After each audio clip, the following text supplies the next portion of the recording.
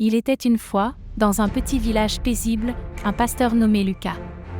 Il consacrait sa vie à guider et soutenir les fidèles de sa paroisse, trouvant paix et réconfort dans sa foi inébranlable. Un dimanche matin, une jeune fille nommée Élise entra dans l'église. Sa beauté rayonnante et sa gentillesse captivèrent le pasteur Lucas. Elle assistait régulièrement aux services religieux et écoutait avec attention ses prédications inspirantes.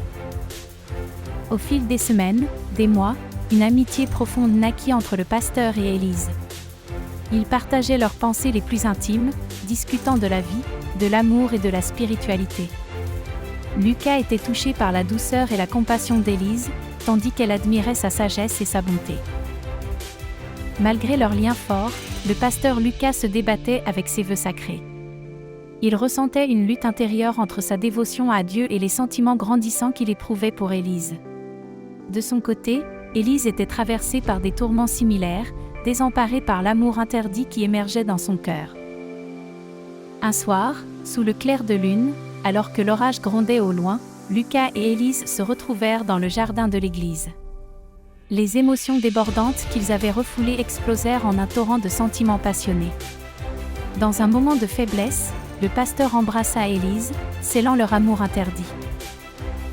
Le lendemain, la culpabilité ravagea Lucas, déchiré entre ses vœux et sa passion. Il lutta avec sa conscience, cherchant la paix dans sa foi tandis que le désir pour Élise le consumait de l'intérieur. De son côté, Élise était déchirée entre son amour pour le pasteur et le respect pour la parole de Dieu. Face à ce dilemme cornélien, Lucas et Élise se confièrent à Dieu dans la prière, cherchant guidance et absolution pour leurs péchés. Ensemble, ils décidèrent de renoncer à leur amour terrestre pour se consacrer pleinement à leur amour divin pour Dieu. Ainsi, le pasteur Lucas et Élise continuèrent de se soutenir et de s'aimer d'une manière pure et spirituelle, trouvant réconfort dans leur foi et dans la certitude que, même s'ils ne pouvaient être ensemble dans ce monde, leurs âmes seraient unies pour l'éternité dans la lumière divine. Premièrement, utilisez toujours des herbes fraîches. Elles donnent une saveur incomparable. Deuxièmement, privilégiez les produits locaux et de saison.